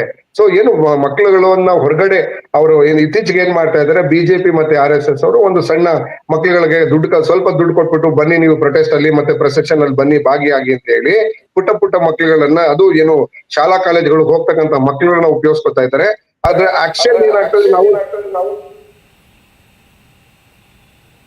ಹಲೋ ಕೇಳಿಸ್ತಾ ಇದೆ ಸರ್, ಮಾತಾಡಿ. ನಾವು ಶಾಲಾ ಮಕ್ಕಳುಗಳಿಗೆ ನಾವು ಸರ್ಕಾರದ ಮಟ್ಟದಲ್ಲಿ ಆಲ್ರೆಡಿ ಅವೇರ್ನೆಸ್ ಅನ್ನ ನಾವು ತಂದಿದ್ದೇವೆ. ಅದ್ರ ಮೇಜರ್ ಸಮಸ್ಯೆ ಏನಾಗ್ತಿದೆ ಅಂತ ಹೇಳಿದ್ರೆ, ಅಲ್ಲಿ ನಾನು ಹೇಳಿದ್ನಲ್ಲ, ಕೆಲವರು ಏನ್ ಮಾಡ್ತಾ ಇದ್ದಾರೆ, ಒಂದು ಚಿಕ್ಕ ಮಕ್ಕಳುಗಳಿಗೆ ಸ್ವಲ್ಪ ಹಣದ ಆಸೆಯನ್ನ ತೋರಿಸಿ, ಅಲ್ಲಿ ಯಾರು ಬಡ ಮಕ್ಕಳುಗಳಿದ್ದಾರೆ ಬಡ ಮಕ್ಕಳಿಗೆ ಸ್ವಲ್ಪ ಹಣದ ಆಸೆಯನ್ನ ತೋರಿಸಿ ಅವರನ್ನ ಕರ್ಕೊಂಡು ಬರ್ತಕ್ಕಂಥ ಕೆಲಸವನ್ನು ಮಾಡ್ತಾ ಇದ್ದಾರೆ. ಲಾಸ್ಟ್ ಟೈಮ್ ಕೂಡ ಮದ್ದೂರಿನಲ್ಲಿ ನಡೆದಂತ ಘಟನೆ ಕೂಡ ಇದೇನೇನೆ. ಅಲ್ಲಿ ಯಾರು ಪೆಟ್ರೋಲ್ ಬಂಕ್ ಅಲ್ಲಿ ಕೆಲಸ ಮಾಡ್ತಕ್ಕಂಥ ಹೆಣ್ಮಕ್ಳುಗಳನ್ನ, ಸಣ್ಣ ಫ್ಯಾಕ್ಟ್ರಿಗಳಲ್ಲಿ ಗಾರ್ಮೆಂಟ್ಸ್ ಮತ್ತೆ ಬೇರೆ ಅಂಗಡಿಗಳಲ್ಲಿ ಕೆಲಸ ಮಾಡ್ತಕ್ಕಂಥ ಹೆಣ್ಮಕ್ಳುಗಳನ್ನ ಕರ್ಕೊಂಡು ಬಂದು ಅವರು ಹಿಂದೂ ಕಾರ್ಯಕರ್ತರು ಅಂತ ಹೇಳಿ ಬಿಂಬಿಸುವಂತ ಪ್ರಯತ್ನವನ್ನ ಬಿಜೆಪಿ ಮಾಡಿ ಬೆತ್ತಲೆಯಾಗಿತ್ತು. ಯಾವುದೋ ಒಂದು ಹೆಣ್ಮಗಳಿಗೆ ಪೊಲೀಸರು ಹೊಡೆದ್ರು ಅಂತ ಹೇಳಿ ಆ ಹೆಣ್ಣುಮಗಳ ಚಾರಿತ್ರವನ್ನ ವಾಟ್ಸಪ್ ಫೇಸ್ಬುಕ್ ನಲ್ಲಿ ನೋಡಿದ ನಂತರ ಎಲ್ಲಾ ತೀರ್ಮಾನ ಮಾಡಿದ್ರು, ಇವರೆಲ್ಲಾರು ಅವ್ರು ಯಾರು ಬಂದಿರ್ತಕ್ಕಂಥ ಹಣ ಕೊಟ್ಟು ಕರ್ಕೊಂಡ್ ಬಂದಿರ್ತಕ್ಕಂಥ ನಕಲಿ ಬಿಜೆಪಿಗೆ ನಕಲಿ ಕಾರ್ಯಕರ್ತರು ಅಂತ ಆದ ನಂತರ ಗೊತ್ತಾಯ್ತು. ಈಗ ಏನ್ ಸೃಷ್ಟಿ ಮಾಡ್ತಾ ಇದ್ದಾರೆ ಮಂಡ್ಯವನ್ನ ಅಂತ ಹೇಳಿದ್ರೆ, ಮಂಡ್ಯ ಈಗ ಒಂದು ಸುಸಂಸ್ಕೃತ ನಾಡು, ಅದನ್ನ ಹೇಗಾದ್ರೂ ಮಾಡಿ ಹಾಳು ಮಾಡ್ಬೇಕು. ಅದರದೇ ಆದಂತ ಒಂದು ಸಂಸ್ಕೃತಿ ಇದೆ, ಮಂಡ್ಯದ ಒಂದು ಸಂಸ್ಕೃತಿ ಇದೆ, ಆ ಬಯಲು ಸೀಮೆಯ ಒಂದು ಸೊಗಡಿದೆ, ಆ ಸೊಗಡನ್ನು ಹಾಳು ಮಾಡ್ಬೇಕು ಅಂತ ಹೇಳಿ ಒಂದು ಮಾಫಿಯಾ ಕೆಲಸ ಮಾಡ್ತಾ ಇದೆ. ಆದ್ರೆ ಅದು ಆಲ್ರೆಡಿ ಅಲ್ಲಿರ್ತಕ್ಕಂಥ ಜನಗಳಿಗೂ ಅರ್ಥ ಆಗಿದೆ. ಯಾರೋ ಹೊಸದಾಗಿ ಬಂದು ಕಳೆದ 10-15 ವರ್ಷದಲ್ಲಿ ಬಂದು ಸೇರ್ಕೊಂಡು ನಮ್ಮ ಜೊತೆನೆ ಸೇರ್ಕೊಂಡು ನಮ್ಮನ್ನ ಹಾಳು ಮಾಡುವಂತ ಕೆಲಸ ಮಂಡ್ಯದಲ್ಲಿ ನಡೀತಾ ಇದೆ ಅಂತ ಒಂದು ಆಲ್ರೆಡಿ ಅರ್ಥ ಆಗಿದೆ ಮಂಡ್ಯದ ಜನತೆಗೆ. ಅಲ್ಲಿ ಯಾರು ಈ ಕುರಿ ಜೊತೆ ತೋಳಗಳು ಬಂದು ಸೇರ್ಕೊಂಡಿದ್ದಾವೆ, ಆ ತೋಳಗಳನ್ನ ಹೊಡೆದು ಹಾಕಿ ಕೊಂದು ಹಾಕುವಂತ ಕೆಲಸ ಮಂಡ್ಯದ ಜನ ಮಾಡ್ತಾರೆ ಅಂತ ಹೇಳಿ ನನಗೆ ಇದಿದೆ. ನೀವೇ ಬಳಸಿದಂತ ಪದ ಮಾಫಿಯಾ ಅಂತ. ಆ ಮಾಫಿಯಾವನ್ನ ಅಥವಾ ಮಾಫಿಯಾಗೆ ನಿಗ್ರಹ ಮಾಡುವಂತ ಕೆಲಸ ಸರ್ಕಾರ ಏನ್ ಮಾಡ್ತಾ ಇದೆ? 100% ಆಲ್ರೆಡಿ ಮಾಡಿದ್ದೇವೆ. ಉರಿಗೌಡ ನಂಜೇಗೌಡರಿಂದ ಹಿಡಿದು ಮದ್ದೂರು ಹಿಡಿದು ನಾಗಮಂಗಲ ಹಿಡಿದು ಕೆರೆಗೌಡ ಹಿಡಿದು ಇವೇನೋ ನೆನ್ನೆ ನಡೆದಿರ್ತಕ್ಕಂತ ಘಟನೆಗಳಿರ್ಬೋದು, ಇಷ್ಟು ಘಟನೆಗಳ ಮೂಲ ಉದ್ದೇಶ ಬೇರೆ ಇತ್ತು. ಹೇಳಿದ್ನಲ್ಲ, ಕುರಿಗಳ ಜೊತೆ ತೋಳುಗಳು ಬಂದು ಸೇರ್ಕೊಂಡಿದ್ದಾವೆ ಅಂತ ಹೇಳಿ. ಮಂಡ್ಯದ ಜನರ ಜೊತೆ ಒಂದಷ್ಟು ತೋಳುಗಳು ಬಂದು ಸೇರ್ಕೊಂಡಿದ್ದಾವೆ. ಆ ತೋಳುಗಳು ಮಂಡ್ಯವನ್ನ ಹಾಳು ಮಾಡ್ಬೇಕು, ಮಂಡ್ಯದ ಸಂಸ್ಕೃತಿಯನ್ನ, ಮಂಡ್ಯದ ಕಲ್ಚರ್ ಏನಿದೆ ಆ ಬಯಲು ಸೀಮೆಯ ಸೊಗಡನ್ನ ಹಾಳು ಮಾಡ್ಬೇಕು ಅಂತ ಹೇಳಿ ಬಂದು ಏನು ಪ್ರಯತ್ನವನ್ನ ಮಾಡ್ತಾ ಇದೆ. ಆಲ್ರೆಡಿ ಆ ಜನಗಳು ಅರ್ಥ ಮಾಡ್ಕೊಂಡಿದ್ದಾರೆ. ಅಲ್ಲಿರ್ತಕ್ಕಂಥ ಜನರು ಇವ್ರಿಗೆ ಆಲ್ರೆಡಿ ತಕ್ಕ ಪಾಠವನ್ನ ಕೆಲವು ವಿಚಾರದಲ್ಲಿ ಕಲಿಸಿದ್ದಾರೆ. ಇನ್ ಸ್ವಲ್ಪ ದಿನಗಳಲ್ಲಿ ಅವ್ರಿಗೆ ಆ ಸ್ಥಳೀಯವಾಗಿ ಅಲ್ಲಿ ಅವ್ರಿಗೆ ಆ ಪ್ರಾಬ್ಲಮ್ ಅನ್ನ ಸಾಲ್ವ್ ಮಾಡ್ತಾರೆ. ಬಟ್ ಕಾನೂನು ಸುವ್ಯವಸ್ಥೆ ವಿಚಾರದಲ್ಲಿ ಬಂದಾಗ ರಾಜ್ಯ ಸರ್ಕಾರ ನಾವು ಆಲ್ರೆಡಿ ದಿಟ್ಟ ಕ್ರಮವನ್ನು ತೆಗೆದುಕೊಂಡಿದ್ದೇವೆ. ಯಾರು ತಪ್ಪನ್ನ ಮಾಡ್ತಾರೆ ಅವ್ರಿಗೆ ಶಿಕ್ಷೆಯನ್ನ ಕೊಡುವಂತ ಕೆಲಸ ಮಾಡ್ತೇವೆ. ಹೇಗೆ ಮಂಗಳೂರಿನಲ್ಲಿ ಹೇಗೆ ಒಂದು ಈ ಪ್ರಚೋದನಾತ್ಮಕ ಹೇಳಿಕೆಗಳನ್ನ ಪ್ರಚೋದನಾತ್ಮಕ ಕೆಲಸಗಳನ್ನ ಮಾಡ್ತಾ ಇದ್ದಾರೆ, ಇಲ್ಲೂ ಕೂಡ ಇನ್ ಕೇಸ್ ಆತರ ಏನಾದ್ರು ಬಂದ್ರೆ ಆಂಟಿ ಸ್ಕ್ವಾಡ್ ಅನ್ನ ನಾವೇನಲ್ಲಿ ರಚನೆ ಮಾಡಿದ್ದೇವೆ, ಇಲ್ಲೂ ಕೂಡ ರಚನೆ ಮಾಡಿ ಇವರನ್ನ ಕೆಲವರನ್ನ ಯಾರು ಇದ್ ಮಾಡ್ತಾರೆ ಅವ್ರನ್ನ ಗಡಿಪಾರು ಮಾಡಿ ರಾಜ್ಯದಿಂದಲೇ ಗಡಿಪಾರು ಮಾಡುವಂತ ಕೆಲಸ ಮಾಡ್ತೇವೆ. ಸರ್, ಈಗ ಪೂರ್ಣಿಮಾ ಮೇಡಮ್, 1991 ಒಂದು ಪೂಜಾ ಸ್ಥಳದ ಕಾಯ್ದೆ ಏನ್ ಹೇಳುತ್ತೆ, 1947 ನಂತರ ಅಂದ್ರೆ ದೇಶಕ್ಕೆ ಸ್ವಾತಂತ್ರ್ಯ ಸಿಕ್ಕ ನಂತರ ಯಾವ್ಯಾವ ಧಾರ್ಮಿಕ ಆಚರಣೆಗಳು ಎಲ್ಲೆಲ್ಲಿ ನಡೀತಾ ಇತ್ತು ಅದು ಅದೇ ರೀತಿ ಕಂಟಿನ್ಯೂ ಆಗತ್ತೆ, ಅದನ್ನ ಬದಲಿಸೋ ಹಾಗೆ ಇಲ್ಲ ಅಂತ ಈ ಆಕ್ಟ್ ಹೇಳುತ್ತೆ. ಆದ್ರೆ ಈಗ ನಡೀತಾ ಇರುವಂತ ಕಾಲಮಾನ ಅಥವಾ ಈಗ ನಡೀತಾ ಇರುವಂತ ಘಟನೆಗಳನ್ನ ನೋಡಿದ್ರೆ ಇವರೆಲ್ಲರೂ ಸಹ ಕಾನೂನನ್ನ ಮೀರಿ ಹೋಗುವಂತೆ ಕಾಣಿಸ್ತಾ ಇದೆ. ಕರೆಕ್ಟ್. ಒಟ್ಟಾರೆ ಕಾನೂನಿಗಿಂತ ಇವರೆಲ್ಲರೂ ಕೂಡ ಬಹಳ ದೊಡ್ಡವರು. ಸಂವಿಧಾನ ಅನ್ನುವಂಥದ್ದು ನಮ್ಮ ಭಾರತದಲ್ಲಿ ಇವ್ರುಗಳ ಚೌಕಟ್ಟಿಗೆ ಒಳಪಡೋದೇ ಇಲ್ಲ.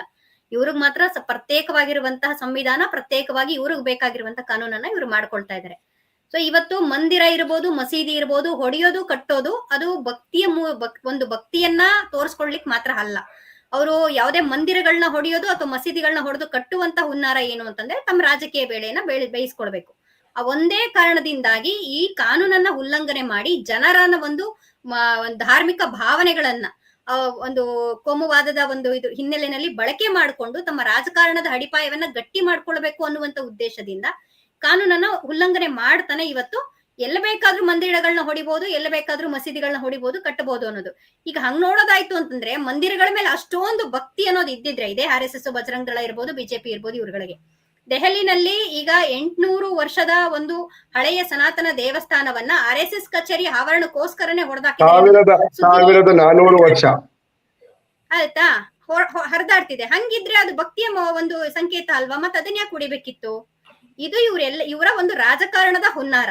ಇಲ್ಲಿ ಮಂದಿರ ಅನ್ನೋದು, ಮಸೀದಿ ಅನ್ನೋದು ಎರಡನ್ನೂ ಕೂಡ ಭಕ್ತಿಗೋಸ್ಕರ ಬಳಸ್ಕೊಳ್ತಿರೋದಲ್ಲ, ರಾಜಕಾರಣಕ್ಕೋಸ್ಕರ ಬಳಸ್ಕೊಳ್ತಿರೋದು ಅನ್ನೋದನ್ನ ನಾವ್ ಇಲ್ಲಿ ಕ್ಲಿಯರ್ ಕಟ್ ಆಗಿ ನೋಡ್ಬೋದಾಗಿದೆ. ಹಂಗಾಗಿ ಇವರು ಕಾನೂನಿನ ಚೌಕಟ್ಟನ್ನ ಮೀರ್ಬಿಟ್ಟಿದ್ದಾರೆ.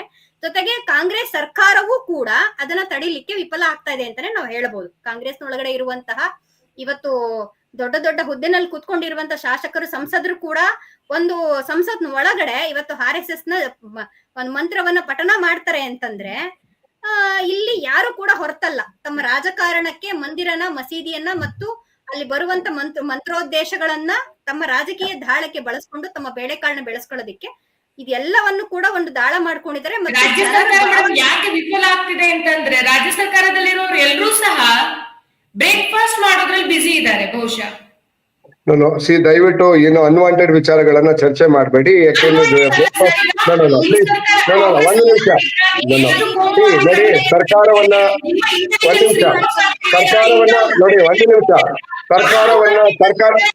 ಅಂತಂದ್ರೆ ಇದು ರಾಜ್ಯ ಸರ್ಕಾರದ ವಿಫಲ ಆದ್ರೆ ಮತ್ತಿನ್ನೇನಂತ ಹೇಳೋಕ್ ಸಾಧ್ಯ ಸರ್? ನೀವೇ ಹೇಳಿ. ಈಗ ನಿಮ್ಮದೇ ಜಾಗದಲ್ಲಿ, ಇದೇ ಕಾಂಗ್ರೆಸ್ ಜಾಗದಲ್ಲಿ ಬಿಜೆಪಿ ಆಡಳಿತ ಇದ್ದಿದ್ರೆ ನೀವು ಸಹ ಇದೇ ಪ್ರಶ್ನೆ ಕೇಳ್ತಿದ್ರಲ್ವಾ? ನಾವು ಒಂದ್ ನಿಮಿಷ ಕೇಳಿಸ್ಕೊಳ್ಳಿ. ನಮ್ಮ ಸರ್ಕಾರ ಇದ್ದಾಗ ಯಾವಾಗ್ಲೂ ನಾವು ಯಾವುದೇ ಘಟನೆಗಳು ಮಾಡಿಲ್ಲ. ಸಮಯ ಬಂದಾಗ ಶೂಟ್ಔಟ್ ಕೂಡ ಮಾಡಿದ್ದೇವೆ.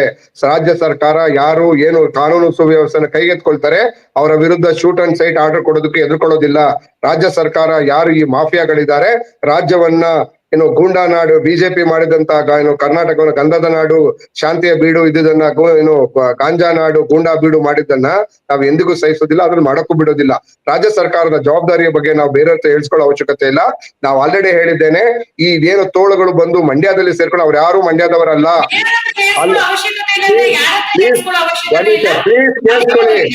ಪ್ಲೀಸ್ ಕೇಳಿಸ್ಕೊಳ್ಳಿ ಒಂದ್ ನಿಮಿಷ. ಅಲ್ಲಿ ಬಂದು ಈ ಗಲಾಟೆಗಳನ್ನ ಮಾಡ್ತಿರ್ತಕ್ಕಂಥವ್ರು ಯಾರು ಮಂಡ್ಯದವರಲ್ಲ. ಕಳೆದ 10 ರಿಂದ 15 ವರ್ಷಗಳಲ್ಲಿ ಬೇರೆ ಬೇರೆ ಪ್ರದೇಶಗಳಿಂದ ಬಂದು ಸೇರ್ಕೊಂಡಿರ್ತಕ್ಕಂಥ ತೋಳಗಳು ಗಲಾಟೆಯನ್ನ ಮಾಡ್ತಾ ಇದ್ದೇವೆ. ಮಂಡ್ಯವನ್ನ ಹಾಳು ಮಾಡಲು ಬಂದಿರ್ತಕ್ಕಂಥ ಆ ತೋಳಗಳನ್ನ ಮಟ್ಟ ಹಾಕುವಂತ ಕೆಲಸ ನಾವು ಮಾಡೇ ಮಾಡ್ತೇವೆ. ಯಾಕೆಂದ್ರೆ ಆ ತೋಳಗಳು ಪ್ರಶ್ನೆಗೆ ಉತ್ತರ ಕೊಡಿ. ಬೇರೆಯವರಿಂದ ಹೇಳ್ಸ್ಕೊಳ್ಳೋ ಅವಶ್ಯಕತೆ ಇಲ್ಲ ಅಂತಂದ್ರೆ ಯಾರಿಂದ ಹೇಳ್ಸ್ಕೊಳ್ಳೋ ಅವಶ್ಯಕತೆ ಇಲ್ಲ? ಮಾಧ್ಯಮದವರಿಂದ ಹೇಳ್ಕೊಳ್ಳೋ ಅವಶ್ಯಕತೆ ಇಲ್ಲ ಅಂತನಾ? ಅಲ್ಲ, ನೀವು ಮಾಧ್ಯಮದವರಲ್ಲ. ನಾವು ನಮ್ಮ ಸರ್ಕಾರದ ಜವಾಬ್ದಾರಿಯನ್ನು ಮಾಡಿದ್ದೇವೆ. ನಾನು ನಮ್ಮ ಮಾಧ್ಯಮದವ್ರಿಗೇನು ನಾನು ಪ್ರಶ್ನೆ ಮಾಡೋದಿಲ್ಲ. ಮಾಧ್ಯಮದವ್ರಿಗೆ ಮನವಿ ಮಾಡ್ಕೊಳ್ಳೋದೇನು ಅಂತ ಹೇಳಿದ್ರೆ, ಈ ರೀತಿಯಾದಂತ ಪದೇ ಈ ರೀತಿಯಾದ ಕೆಲಸವನ್ನ ಮಾಡ್ತಾ ಇದ್ದೀರಿ. ದಯವಿಟ್ಟು ಪೇರೆಂಟ್ಸ್ ಗಳಿಗೆ ಪ್ರಶ್ನೆ ಮಾಡಿ. ನೀವು ಯಾಕೆ ನೀವು ಮಕ್ಕಳನ್ನ ಕಳ್ಸಿ ಏನು ಬಿಜೆಪಿ ನಾಯಕರುಗಳು ಯಾರು ಬೀದಿಗೆ ಬರೋದಿಲ್ಲ. ಬಿಜೆಪಿ ಮಕ್ಳು ಯಾರು ತ್ರಿಶೂಲ್ ಹಾಕೊಳ್ಳೋದಿಲ್ಲ. ಬಿಜೆಪಿ ಮಕ್ಳು ಯಾರು ಬಂದು ಪ್ರೊಟೆಸ್ಟ್ ಮಾಡೋದಿಲ್ಲ. ಬಿಜೆಪಿ ಮಕ್ಕಳೆಲ್ಲ ಐಷಾರಾಮಿ ಕಾರುಗಳಲ್ಲಿ ಫಾರಿನ್ ಕಂಟ್ರಿಗಳಲ್ಲಿ ದೊಡ್ಡ ದೊಡ್ಡ ಕಾರ್ಗಳಲ್ಲಿ ದೊಡ್ಡ ದೊಡ್ಡ ಯೂನಿವರ್ಸಿಟಿಗಳಲ್ಲಿ ದೊಡ್ಡ ದೊಡ್ಡ ಹುದ್ದೆಗಳಲ್ಲಿ ಕೆಲಸ ಮಾಡ್ತಿರ್ತಾರೆ. ನೀವು ಮಾಧ್ಯಮದವರು ದಯವಿಟ್ಟು ಚರ್ಚೆ ಮಾಡಿ, ಯಾಕೆ ಬಿಜೆಪಿ ನಾಯಕರ ಒಂದು ಸೀರೀಸ್ ಮಾಡಿ, ಬಿಜೆಪಿಯ ಮಕ್ಕಳು ಯಾರು ಬಂದು ಪ್ರೊಟೆಸ್ಟ್ ಮಾಡಿದ್ದಾರೆ, ಯಾರು ಬಂದು ತ್ರಿಶೂಲವನ್ನ ಚುಚ್ಕೊಂಡಿದ್ದಾರೆ, ಯಾರು ಬಂದು ಬೀದಿಲಿ ಪ್ರೊಟೆಸ್ಟ್ ಮಾಡ್ತಾರೆ, ಯಾರು ಬೀದಿಲಿ ಬಂದು ಹೆಣವಾಗಿದ್ದಾರೆ ಅಂತ ನೀವು ಚರ್ಚೆ ಮಾಡಿ. ಯಾರನ್ನ ಬಿಜೆಪಿ ನಾಯಕರು ಒಬ್ರು ಸತ್ತಿದ್ದಾರ? ಬಿಜೆಪಿ ನಾಯಕರ ಮಕ್ಕಳುಗಳು ಇಲ್ಲ. ಯಾಕೆ ಅಂತಂದ್ರೆ ಅವರೆಲ್ಲ ಬರೀ ಬಡ ಮಕ್ಕಳುಗಳು, ಹಿಂದುಳಿದ ದಲಿತ ಅಲ್ಪಸಂಖ್ಯಾತ ಮಕ್ಕಳುಗಳಿದ್ದಾರೆ, ಹಿಂದುಳಿದ ವರ್ಗದ ಮಕ್ಕಳು. ಅವರ ಜೊತೆ, ಅವರ ಬಾಳಿನ ಜೊತೆ, ಅವರ ಬದುಕಿನ ಜೊತೆ ಆಟವನ್ನ ಆಡ್ತಾ ಇದ್ದಾರೆ ಹೊರತು ಅವರು ನಿಜವಾಗ್ಲೂ ಅವ್ರ ಶಾಂತಿ ಕದಡುವಂತ ಕೆಲಸ ಮಾಡ್ತಿಲ್ಲ. ದಯವಿಟ್ಟು ನಾನು ಮನವಿ ಮಾಡ್ಕೊಳ್ಳೋದು, ಎಲ್ಲಾ ಮಾಧ್ಯಮಗಳು ಪ್ರಶ್ನೆ ಮಾಡಿ, ಬಿಜೆಪಿ ನಾಯಕರು ಎಲ್ಲೆಲ್ಲಿದ್ದಾರೆ, ಅವರ ಮಕ್ಕಳೆಲ್ಲಿದ್ದಾರೆ, ಯಾಕೆ ಬಂದಿಲ್ಲ ಪ್ರೊಟೆಸ್ಟ್ಗೆ ಅಂತ ಹೇಳಿ. ಬಿಜೆಪಿ ನಾಯಕರುಗಳಿಗೂ ನೀವು ಪ್ರಶ್ನೆ ಮಾಡಿ, ಯಾಕೆ ನಿಮ್ಮ ಮಕ್ಕಳನ್ನ ಯಾಕೆ ನೀವು ಈ ನಿಮ್ಮ ಮಕ್ಕಳನ್ನ ಪ್ಲೀಸ್ ನಾನು ರಿಮೋಟ್ ಅಲ್ಲಿ ಇದ್ದೇನೆ.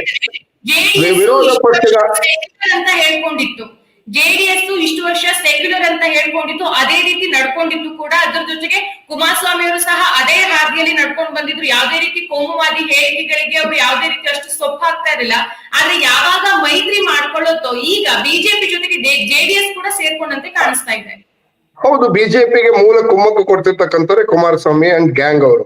ಕುಮಾರಸ್ವಾಮಿ ಜೆಡಿಎಸ್ ಏನಿದೆ, ಅವರು ನಿಜವಾಗ್ಲೂ ಈ ಮಂಡ್ಯವನ್ನ ರೆಪ್ರೆಸೆಂಟ್ ಮಾಡಿದ ನಂತರ, ಅವರು ಬಂದ ನಂತರ ಇಲ್ಲಿ ಗಲಾಟೆಗಳು ಜಾಸ್ತಿ ಆಗಿದ್ದಾವೆ. ಕುಮಾರಸ್ವಾಮಿ ಅವರು ಅಲ್ಲಿಗೆ ಬರುವುದಕ್ಕಿಂತ ಮೊದಲು ಈ ರೀತಿಯ ಗಲಾಟೆಗಳು ಕಮ್ಮಿ ಇದ್ದವು. ಏನು 2024 ಪಾರ್ಲಿಮೆಂಟ್ ಚುನಾವಣೆ ಸಂದರ್ಭದಲ್ಲಿ ಇವರು ಬಂದ್ರು, ಪಾರ್ಲಿಮೆಂಟ್ ಕ್ಯಾಂಡಿಡೇಟ್ ಆದ್ರು, ಅವಾಗ್ಲೇ ಶುರುವಾಗಿದ್ದು ಉರಿಗೌಡ ನಂಜೇಗೌಡ ಈ ಎಲ್ಲಾ ಡ್ರಾಮಾಗಳ ನಡುವೆ ಈ ಬಿಜೆಪಿ RSS ಬಜರಂಗ ದಳದ ನಾಟಕವನ್ನ ಆಡ್ತಾ ಇದ್ದಾರೆ.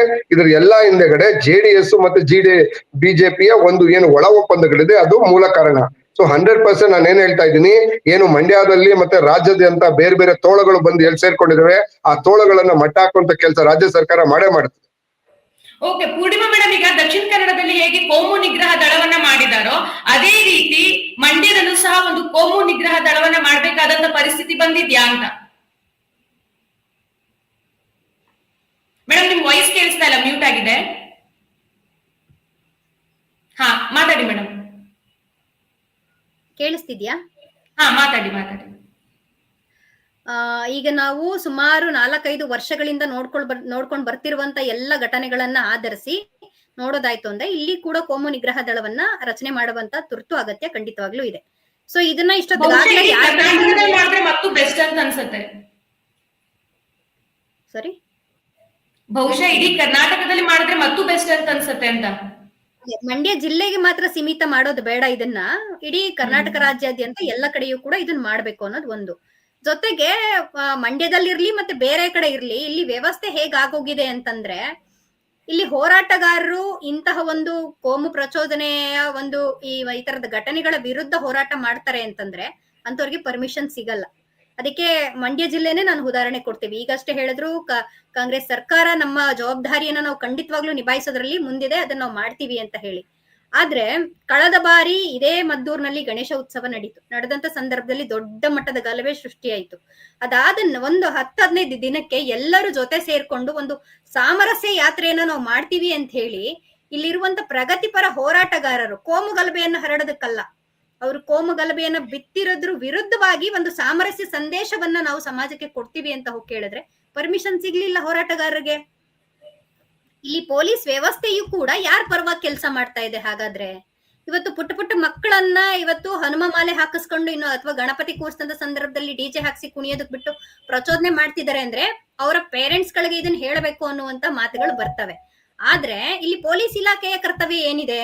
ಹಿಂದೆ ನಾವು ಇದೇ ಒಂದು ಹಿಜಾಬು ಹಲಾಲು ಅನ್ನುವಂತ ವಿಚಾರವನ್ನ ತಗೊಂಡು ಬಂದು ಹಿಜಾಬ ಅಥವಾ ಕೇಸರಿ ಶಾಲಾ ಅನ್ನುವಂತ ವಿವಾದವನ್ನ ಹುಟ್ಟಾಕದಂತ ಸಂದರ್ಭದಲ್ಲಿ ನಾವಿಲ್ಲಿ ಮಹಿಳಾ ಸಂಘಟನೆಗಳೆಲ್ಲ ಸೇರ್ಕೊಂಡು ತಾಯಂದಿರ ಹೋರಾಟ ಅನ್ನುವಂತ ಒಂದು ಹೋರಾಟವನ್ನ ರೂಪಿಸಿದಂತ ಸಂದರ್ಭದಲ್ಲಿ ಆ ತಾಯಂದಿರು ಎಳೆಯ ಮಕ್ಕಳನ್ನ ಕಂಕಳಲ್ಲಿ ಇಟ್ಕೊಂಡು ಇಲ್ಲಿರುವಂತ ಜಿಲ್ಲಾ ಪೊಲೀಸ್ ವರಿಷ್ಠಾಧಿಕಾರಿಗಳ ಕಚೇರಿ ಮುಂದೆಗಡೆ ಹೋಗಿ ಕೂತ್ಕೊಂಡು ನಮ್ಮ ಶಾಲಾ ಕಾಲೇಜುಗಳಿಗೆ ನಮ್ಮ ಮಕ್ಕಳನ್ನ ಕಳಿಸುವಂತದ್ದು, ಒಂದು ಶಿಕ್ಷಣವನ್ನ ಕಲೀಲಿ ಅಂತ ಹೇಳಿ ಒಂದು ಏರಿಯಾದಲ್ಲಿ ನಾವು ಹಿಂದೂ ಮುಸ್ಲಿಮರು ಜೊತೆಯಾಗಿ ಬದುಕ್ತಿರ್ತೀವಿ.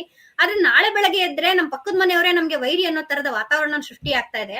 ನಮ್ಮ ಮಕ್ಕಳುಗಳನ್ನ ಈ ರೀತಿ ಪ್ರತಿಭಟನೆಗಳು ಕರ್ಕೊಂಡು ಹೋಗ್ತಾ ಇದಾರೆ. ಅಂತವ್ರ ಮೇಲೆ ನೀವು ಕ್ರಿಮಿನಲ್ ಮೊಕದ್ದಮೆಗಳನ್ನ ದಾಖಲು ಮಾಡ್ಬೇಕು ಅಂತ ಹೇಳಿ ಪ್ರತಿಭಟನೆಯಲ್ಲಿ ನಾವು ಕೇಳಲಿಕ್ಕೆ ಹೋದಂತ ಸಂದರ್ಭದಲ್ಲಿ ಪುಟ್ಟ ಮಕ್ಕಳುಗಳನ್ನ ಕಂಕಳಲ್ಲಿ ಎತ್ಕೊ ಬಂದ್ರು ಅನ್ನೋ ಒಂದೇ ಒಂದು ಕಾರಣಕ್ಕೆ ಹೋರಾಟಗಾರರಿಗೆ ಧಮಕಿ ಹಾಕ್ತಾರೆ. ಚಿಕ್ಕ ಮಕ್ಕಳನ್ನ ನೀವು ಹೋರಾಟಗಳಿಗೆ ಬಳಸ್ಕೊಳ್ಳೋದಾಯ್ತು ಅಂತ ಆದ್ರೆ ನಿಮ್ಗಳ ಮೇಲೆ ನಾವು ಕ್ರಿಮಿನಲ್ ಮೊಕದ್ದಮೆಗಳನ್ನ ಹಾಕ್ತಿವಿ ಅಂತೇಳಿ ಹೋರಾಟಗಾರರಿಗೆ ಬೆದರಿಕೆ ಹಾಕ್ತಾರೆ. ಆದ್ರೆ ಇವತ್ತು ಅದೇ ಬೆದರಿಕೆ ಈ ಕೋಮು ಪ್ರಚೋದನೆ ಮಾಡುವಂತವರಿಗೆ ಇವತ್ತು ಅಲ್ಲಿ ಹೋಗಿ ಹನುಮ ಮಾಲೆ ಹಾಕಿಸ್ಕೊಂಡು ಮಕ್ಕಳನ್ನ ಮುಂದೆ ಬಿಟ್ಟು ಒಂದು ಗಲಭೆ ಸೃಷ್ಟಿ ಮಾಡುವಂತಹ ಈ ಒಂದು ಏನು ತೋಳಗಳು ಅಂತ ಹೇಳ್ತಿದಾರಲ್ಲ, ಈ ತೋಳಗಳಿಗೆ ಯಾಕೆ ಆ ಬೆದರಿಕೆ ಬರೋದಿಲ್ಲ? ಮತ್ತೆ ಅವ್ರಗಳ ಮೇಲೆ ಯಾಕೆ ಕ್ರಿಮಿನಲ್ ಮೊಕದ್ದಮೆಗಳು ದಾಖಲಾಗೋದಿಲ್ಲ? ಸರ್ಕಾರ ಎಷ್ಟು ಗಂಭೀರವಾಗಿ ಕೆಲಸ ಮಾಡ್ತಾ ಇದೆ, ಪೊಲೀಸ್ ಇಲಾಖೆ ಎಷ್ಟು ಗಂಭೀರವಾಗಿ ಕೆಲಸ ಮಾಡ್ತಾ ಇದೆ, ಗೃಹ ಸಚಿವರು ಎಷ್ಟು ಕರೆಕ್ಟ್ ಆಗಿ ಪೊಲೀಸ್ ಇಲಾಖೆಗೆ ಒಂದು ನಿರ್ದೇಶನವನ್ನ ಕೊಡ್ತಾ ಇದ್ದಾರೆ. ನೋಡಿ ನಮ್ಮ ಕೋ ಪ್ಯಾನಲಿಸ್ಟ್ ಮಾತಾಡ್ತಾ ಇದ್ದಾರೆ, ಏನು ನಾವು ತೋಳಗಳಿಗೆ ಏನು ಬೆದರಿಕೆ ಆಗ್ತಾ ಅಂತ ಹೇಳಿ. ಮೊದಲನೇದಾಗಿ ಯಾರು ಪೇರೆಂಟ್ಸ್ಗಳು, ಮೊದಲನೇದಾಗಿ ಪೋಷಕರು ತಮ್ಮ ಮಕ್ಕಳನ್ನ ಬೇರೆಯವರು ಕರ್ಕೊಂಡು ಹೋಗ್ತಾ ಇದ್ದಾರೆ ಅಂತ ಹೇಳಿ ಕಂಪ್ಲೇಂಟ್ ಕೊಟ್ರೆ ಇಮಿಡಿಯೇಟ್ ಆಗಿ ನಾವು ಆಕ್ಷನ್ ತೆಗೆದುಕೊಳ್ತೇವೆ. ಪೋಷಕರೇ ಸ್ವಇಚ್ಛೆಯಿಂದ ಕಳ್ಕೊಂಡು ಪ್ಲೀಸ್ ವೆಯ್ಟ್ ಕ್ರಮ ತಗೊಳ್ತಾ ಇಲ್ಲ. ಬಂತು ಅಂದ್ರೆ ಕ್ರಮ ತಗೊಳ್ಳುವಂತ ಪೊಲೀಸ್ ಕೊಡುವಂತವ್ರಿಗೆ ಅಷ್ಟು ಜನರ ಮೇಲೆ ಯಾಕೆ ಕ್ರಿಮಿನಲ್ ಮೊಕದ್ದಮೆಗಳನ್ನ ದಾಖಲು ಮಾಡಲ್ಲ? ಇದಕ್ಕೆ ಒಂದು ಆದೇಶವನ್ನ ಹೊರಡಿಸಲ್ಲ? ಒಂದ್ ನಿಮಿಷ ಪ್ಲೀಸ್ ವೆಯ್ಟ್. ನೋಡಿ, ಒಬ್ಬ ವ್ಯಕ್ತಿಯ ಧರ್ಮ, ಭಾಷೆ, ಏನು ಜಾತಿ, ಏನು ಧರ್ಮ ಮತ್ತೆ ಭಾಷೆ ಆ ವ್ಯಕ್ತಿಗೆ ಸೇರ್ತಕ್ಕಂಥದ್ದು. ನಾವು ಒಬ್ಬ ಪೋಷಕರಾಗಿ ಆಯಾ ಪೇರೆಂಟ್ಸ್ ಗಳೇ ತೀರ್ಮಾನ ಮಾಡ್ತಾರೆ ಅವರು ಯಾವ ಏನು ಇದನ್ನ ಮಾಡ್ಬೇಕು, ಸಾರ್ವಜನಿಕವಾಗಿ ಅವ್ರು ಹೇಗಿರ್ಬೇಕು ಅಂತ ಹೇಳಿ. ಅದೇ ಮಕ್ಕಳು ಶಾಲೆಗೆ ಬಂದಾಗ ಶಾಲೆಯಲ್ಲಿ ಅದು ಸಾರ್ವಜನಿಕ ಜವಾಬ್ದಾರಿ, ಅದನ್ನ ನಾವು ತೆಗೆದುಕೊಳ್ತೇವೆ. ಮನೆಯಲ್ಲಿರ್ತಕ್ಕಂಥ ಸಂದರ್ಭದಲ್ಲಿ ಅವರು ಪೇರೆಂಟ್ಸ್ ಕಂಟ್ರೋಲ್ ಅಲ್ಲಿ ಇರ್ತಾರೆ. ಆ ಪೇರೆಂಟ್ಸ್ ನಮ್ಮ ಮಕ್ಕಳಿಗೆ ಮಾಲಾಧಾರಿಯಾಗಿ ಹೋಗ್ಬೇಕು ಅಂದಾಗ ನಾವು ಸರ್ಕಾರ ಅದ್ರಲ್ಲಿ ಇಂಟರ್ಫಿಯರ್ ಆಗೋಕ್ಕಾಗೋದಿಲ್ಲ. ಯಾಕೆ ಅಂತಾರೆ, ಸರ್ಕಾರ ವೈಯಕ್ತಿಕವಾಗಿ 7 ಕೋಟಿ ಕನ್ನಡಿಗರಿಗೆ ಸಂರಕ್ಷಣೆ ಕೊಡೋದು ಜವಾಬ್ದಾರಿ ಹೊರತು ನೀವು ಯಾವ ಧರ್ಮ, ಯಾವ ಜಾತಿ, ಯಾವ ಭಾಷೆ ಮಾತಾಡ್ಬೇಕು ಅಂತ ಹೇಳುವಂತ ಯಾವುದೇ ಜವಾಬ್ದಾರಿ ಸರ್ಕಾರಕ್ಕಿಲ್ಲ, ಮಾಡುವುದಿಲ್ಲ, ಮಾಡಲೂಬಾರ್ದು. ಯಾಕೆಂದ್ರೆ as per the article constitution ಅಲ್ಲಿ ಅದು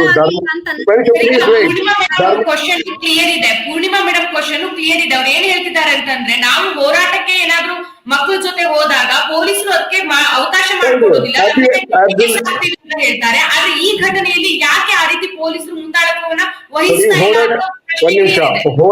ಹೋರಾಟ ಬೇರೆ, ಪ್ರೊಸೆಷನ್ ಬೇರೆ. ಏನು ಧರ್ಮಾಧಾರಿತವಾದಂತ ಯಾವುದೇ ಏನು ಪ್ರೊಸೆಷನ್ಸ್ ಇರ್ತದೆ, ಆ ಪ್ರೊಸೆಷನ್ ಇದ್ದಾಗ ಅದನ್ನ ನಾವು ಧರ್ಮದ ವಿಚಾರ ಅಂತ ತೆಗೆದುಕೊಳ್ತೇವೆ. ಆದ್ರೆ ಹೋರಾಟ ವಿಚಾರ ಬಂದಾಗ ಹೋರಾಟ ಕಾನೂನು ವ್ಯಾಪ್ತಿಗೆ ಬರ್ತದೆ, ಕಾನೂನು ಸುವ್ಯವಸ್ಥೆ ವ್ಯಾಪ್ತಿಗೆ ಬರ್ತದೆ. ಆ ಕಾರಣದಿಂದ ನಾವು ಅಲ್ಲಿ ಮಕ್ಕಳುಗಳು ಯಾರು ಚಿಕ್ಕ ಮಕ್ಕಳುಗಳು ಬಂದಿದ್ರೆ ಅದನ್ನ ನಾವು ಇದನ್ನ ಇಟ್ಸ್ ಅಗೇನ್ಸ್ಟ್ ದ ಲಾ ಅಂತ ಹೇಳಿ ಆ ಲಾನ ರೂಲ್ ಬುಕ್ ಕ್ಲಿಯರ್ ಆಗಿ ಹೇಳ್ತದೆ. ಏನು ಪ್ರೊಸೆಷನ್ ನಲ್ಲಿ ಕೇಂದ್ರ ಸರ್ಕಾರ ಆ ರೀತಿಯಾದಂತ ಏನಾದ್ರು ಬೇಕು ಅಂತೇಳಿ ಕೇಂದ್ರ ಸರ್ಕಾರ ಅದಕ್ಕೆ ಮಾಡಿಫೈ ಮಾಡಿದ್ರೆ, ಏನು ಪ್ರೊಸೆಷನ್ ಗಳಲ್ಲಿ ಧಾರ್ಮಿಕ ವಿಚಾರಗಳಲ್ಲಿ ಚಿಕ್ಕ ಮಕ್ಕಳು ಪಾರ್ಟಿಸಿಪೇಟ್ ಮಾಡಬಾರ್ದು ಅಂತ ಏನಾದ್ರು ಕೇಂದ್ರ ಸರ್ಕಾರ ತಂದ್ರೆ ನಾವು ಅದನ್ನ ಆಕ್ಷನ್ ತೆಗೆದುಕೊಳ್ತೇವೆ.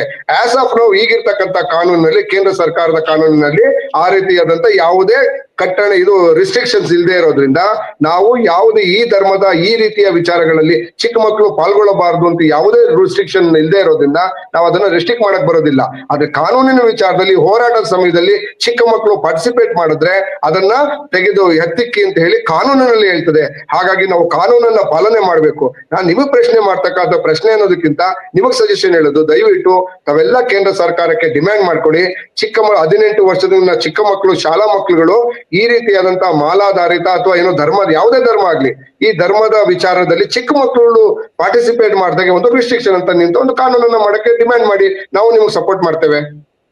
ಸರಿ, ಹಾಗಾದ್ರೆ ಕೋಮು ನಿಗ್ರಹ ದಳದ ಬಗ್ಗೆ ಕರ್ನಾಟಕದಲ್ಲಿ ಅಥವಾ ಮಂಡ್ಯದಲ್ಲಿ ಕೋಮು ನಿಗ್ರಹ ದಳ ಬರಬೇಕು ಅನ್ನೋದ್ರ ಬಗ್ಗೆ ನಿಮ್ಮ ಅಭಿಪ್ರಾಯ ಏನು? ಅಥವಾ ನಿಮ್ಮ ಸರ್ಕಾರಕ್ಕೆ ಯಾವ ರೀತಿ ಒತ್ತಾಯ ಮಾಡ್ತೀರಾ? ಅಲ್ಲ, ಒತ್ತಾಯ ಅಂತಲ್ಲ, ನಾವು ಇದನ್ನ ಎಲ್ಲವನ್ನು ತುಲನೆ ಮಾಡಿ ನೋಡ್ತಾ ಇದ್ದೇವೆ. ಏಕಾಏಕಿ ಅದನ್ನ ನಾವು ಜಾರಿಗೆ ತರೋದಕ್ಕಾಗೋದಿಲ್ಲ. ಮಂಗಳೂರು ಅಥವಾ ಕರಾವಳಿಯಲ್ಲೂ ಕೂಡ ಏಕಾಏಕಿ ತಂದಿದ್ದಲ್ಲ. ಅಲ್ಲಿ ಸರಿಸುಮಾರು 40-50 ಮುಗ್ಧ ಮಕ್ಕಳ ಏನು ಹೆಣ ಬಿದ್ದ ನಂತರ ಕರ್ನಾಟಕದಲ್ಲಿ ಅಥವಾ ಮಂಡ್ಯದಲ್ಲಿ ಸುಮಾರು 40-50 ಮುಗ್ಧ ಮಕ್ಕಳ ಹೆಣ ಬಿದ್ದ ಮೇಲೆ ಕೋಮು ನಿಗ್ರಹ ದಳ ಬರುತ್ತೆ. ಒಂದ್ ನಿಮಿಷ ಇಟ್ಕೊಳ್ಳಿ. ಸೊ ನೋಡಿ, ಕರಾವಳಿ ಭಾಗದಲ್ಲಿ ನಡೆದಂತ ಅಷ್ಟು ದೊಡ್ಡ ಗಲಭೆಗಳು ಜಾಸ್ತಿ ಆಗಿದ್ರಿಂದ ಅದು ಏನು ಅತಿರೇಕಕ್ಕೆ ಹೋದ ಸಂದರ್ಭದಲ್ಲಿ ಅದನ್ನ ಇಂಪೋಸ್ ಮಾಡಿದ್ದೇವೆ. ಸೊ ಮಂಡ್ಯದಲ್ಲಿ ಈಗ ನಡ್ತಿರ್ತಕ್ಕಂಥದ್ದು ಏನು ಕಾನೂನು ಸುವ್ಯವಸ್ಥೆಯನ್ನ ಕೈಗೆ ತೆಗೆದುಕೊಳ್ತಾ ಇದ್ದಾರೆ. ನಾವು ಅದನ್ನ ಬ್ಯಾನ್ ಮಾಡುವಂತ ಪರಿಸ್ಥಿತಿ ಈಗ ಅವಶ್ಯಕತೆ ಇಲ್ಲ. ಬಟ್ ಅವಶ್ಯಕತೆ ಬಂತು ಕಾನೂನು ಸರ್ಕಾರ ಇಮಿಡಿಯೇಟ್ ಆಗಿ ಆಕ್ಷನ್ ತೆಗೆದುಕೊಳ್ತದೆ. ವಿ ನೆವರ್ ಥಿಂಕ್ ನೀವು ಅಷ್ಟೆಲ್ಲ ಅವಶ್ಯಕತೆ ಬಿದ್ದು ಕೋಮು ನಿಗ್ರಹ ದಳವನ್ನ ಜಾರಿ ಮಾಡೋದ್ರಲ್ಲಿ ಅಥವಾ ಅದನ್ನ ರಚನೆ ಮಾಡೋದ್ರೊಳಗೆ ನೂರಾರು ಮಕ್ಕಳ ಹೆಣ ಬಿದ್ದಿರುತ್ತಲ್ಲ ಸರ್, ನೀವು ಪ್ರಿಕಾಷನ್ಸ್ ಏನ್ ತಗೋತೀರಾ ಅಂತ? ಒಂದು ನಿಮಿಷ, ಈಗ ನೋಡಿ ಔಷಧಿ ತಗೊಳ್ಳೋದು ಬೇರೆ, ರೋಗ ಬರ್ದೇ ಇರೋ ರೀತಿ ಕಾಳಜಿ ವಹಿಸೋದು ಬೇರೆ ನೋಡಿ, ಅಲ್ವಾ? ಮಂಡ್ಯದಲ್ಲಿ ನಡೀತಿರ್ತಕ್ಕಂಥ ಕೋಮು ಗಲಾಟೆಗಳೇ ಹೊರತು ಕೋಮು ಕಗ್ಗೊಲೆಗಳಲ್ಲ. ಮಂಗಳೂರಿನಲ್ಲಿ ಕರಾವಳಿ ಭಾಗದಲ್ಲಿ ನಡೆದು ಕಗ್ಗೊಲೆಗಳು, ಕೊಲೆಗಳು. ಸೊ ಆ ದೃಷ್ಟಿಯಿಂದ ಇಲ್ಲಿ ಕಾನೂನಿನ ಒಂದು ಬಿಗಿಯನ್ನ ಯಾವ ರೀತಿ ಮಾಡ್ಬೇಕು ಅನ್ನೋದನ್ನ ಅಲ್ಲಿಯ ಸ್ಥಳೀಯ ವಿಚಾರಗಳಿಗೆ ತೆಗೆದುಕೊಂಡು 100% ರಾಜ್ಯ ಸರ್ಕಾರ ತೆಗೆದುಕೊಳ್ತದೆ. ಈಗ ಮಂಗಳೂರಿನಲ್ಲಿ ಅದು ಮಿತಿ ಮೀರಿದಾಗ, ಅದು ಎಲ್ಲೇ ಮೀರಿದಾಗ ಅದೊಂದು ಇಡೀ ರಾಜ್ಯಕ್ಕೆ ಅದೊಂದು ತಲೆನೋವಾಗಿ ಪರಿಣಮಿಸಿದಾಗ, ಇಡೀ ರಾಜ್ಯಕ್ಕೆ ಕೆಟ್ಟ ಹೆಸರು ಬರ್ತಾ ಇದೆ ಅಂದಾಗ ಅದನ್ನ ನಾವು ಆ ಮುಳ್ಳು ಕಿತ್ತು ಬಿಸಾಕುವಂತ ಮುಳ್ಳಿನ ಗಿಡವನ್ನೇ ಕಿತ್ತು ಬಿಸಾಕುವಂತ ಕೆಲಸ ಮಾಡಿದ್ದೇವೆ. ಇಲ್ಲಿ ಚೆಕ್ ಮಾಡ್ತಾ ಇದ್ದೇವೆ. ಹಣ್ಣು ಈಗ ಜಸ್ಟ್ ಹಣ್ಣು ಒಂದು ಇದು ಬರ್ತಾ ಇದೆ, ಅದು ಸ್ಮೆಲ್ ಬರ್ತಾ ಇದೆ. ಆ ಸ್ಮೆಲ್ ಏನಾದ್ರೂ ಆರೋಗ್ಯಕ್ಕೆ ಹಾನಿಕರ ಅಂದ್ರೆ ಆ ಗಿಡವನ್ನ ಕಿತ್ತು ಸುಟ್ಟು ಬಿಸಾಕ್ತೇವೆ. ಸರ್, ಈಗ ಹಿಂದೂ ಅಥವಾ ಮುಸ್ಲಿಮರು ಯಾರೇ ಅವ್ರದೇ ಒಂದು ಗುಂಪು ಸೇರ್ಕೊಂಡು ಅಥವಾ ಅವ್ರದೇ ಒಂದು ಯಾತ್ರೆ ಮಾಡ್ಲಿಕ್ಕೆ ಹೊರಟಾಗ ಯಾಕೆ ಪೊಲೀಸರು ಒಂದು ಮುಚ್ಚಳಿಕೆ ಪತ್ರವನ್ನ ಅವ್ರ ಹತ್ರ ಬರ್ಸ್ಕೊಂಡು ಸಹಿ ಮಾಡಿಸ್ಕೋಬಾರದು? ಇಲ್ಲ, ನಾವು ಯಾವುದೇ ದೇವಸ್ಥಾನ ಅಥವಾ ಮಸೀದಿ ಮುಂದೆ ಹೋಗಿ ನಾವು ಕೂಗೋದಿಲ್ಲ, ಬೇರೆ ಧರ್ಮಕ್ಕೆ ನಾವು ಅವಾಚ್ಯವಾಗಿ ಪದಬಳಕೆ ಮಾಡೋದಿಲ್ಲ ಅಂತ ಯಾಕೆ ಒಂದು ಪತ್ರವನ್ನ ಬಳಸ್ಕೊಂಡು ನಂತರ ಅವರಿಗೆ ಯಾತ್ರೆಗೆ ಅವಕಾಶ ಮಾಡ್ಕೊಡ್ಬಾರ್ದು? 100% ಎಲ್ಲಾ ಪ್ರೊಟೆಸ್ಟ್ ಗಳಿಗೂ ಪರ್ಮಿಷನ್ ಕೊಡೋ ಸಂದರ್ಭದಲ್ಲಿ ಇದಿಷ್ಟು ಕಂಡೀಷನ್ಸ್ ಗಳನ್ನ ಬರ್ಕೊಂಡಿರ್ತೀವಿ, ಇನ್ಕ್ಲೂಡಿಂಗ್ ಚಿಕ್ಕ ಮಕ್ಕಳೆಷ್ಟು ಎಲ್ಲವನ್ನು ಬರೆದುಕೊಂಡಿರ್ತೇವೆ. ಅದಾದ ನಂತರನೇ ಪರ್ಮಿಷನ್ ಕೊಟ್ಟಿರ್ತಕ್ಕಂಥದ್ದು. ಇನ್ ಕೇಸ್ ಅದು ವೈಲೇಷನ್ ಆಗಿದೆ ಅಂತ ಅಂದ್ರೆ ಮೇಲ್ನೋಟಕ್ಕೆ ಕಾಣ್ತಾ ಇದೆ, ಅದನ್ನ ಆಕ್ಷನ್ ಯಾರು ಅದನ್ನ ಆಯೋಜಕರು ಯಾರಿದ್ದಾರೆ ಆಯೋಜಕರನ್ನ ನಾವು ಇದಕ್ಕೆ ಕಾನೂನಿನ ಅಡಿ ತರೋದಕ್ಕೆ ಪ್ರಯತ್ನ ಮಾಡ್ತೀವಿ ನಾವು. ಓಕೆ, ಸೊ ವೀಕ್ಷಕರೇ ನೋಡಿದ್ರಲ್ವಾ, ಇದಿಷ್ಟು ಈ ಒಂದು ಶ್ರೀರಂಗಪಟ್ಟಣದ ವಿಚಾರವಾಗಿ ಚರ್ಚೆ ಆಗಿತ್ತು. ನಿಮ್ಮ ಅನಿಸಿಕೆ ಏನು ಅನ್ನೋದನ್ನ ಕಮೆಂಟ್ ಮೂಲಕ ತಿಳಿಸಿ. ನೋಡೋಣ, ಕೋಮು ನಿಗ್ರಹ ದಳ ರಾಜ್ಯಕ್ಕೆ ಬೇಕಾಗತ್ತಾ? ಈ ಒಂದು ಪ್ರಶ್ನೆ ನಾವು ನಿಮ್ಗೆ ಕೇಳ್ತಾ ಇದ್ದೇವೆ. ನಿಮ್ಮ ಅನಿಸಿಕೆ ಏನು ಅನ್ನೋದನ್ನ ಕಮೆಂಟ್ ಮೂಲಕ ತಿಳಿಸಿ. Thank you so much sir, madam, join ಆಗಿದ್ದಕ್ಕೆ. ನಮಸ್ಕಾರ. ಮತ್ತಷ್ಟು ವಿಶೇಷ ವಿಡಿಯೋಗಳನ್ನು ನೋಡಲು ಮತ್ತು ಹೊಸ ವಿಡಿಯೋಗಳ ಬಗ್ಗೆ ತಿಳಿಯಲು eDina.com ಯೂಟ್ಯೂಬ್ ಚಾನೆಲ್ ಸಬ್ಸ್ಕ್ರೈಬ್ ಮಾಡಿ ಮತ್ತು ಬೆಲ್ ಐಕಾನ್ ಕ್ಲಿಕ್ ಮಾಡಿ.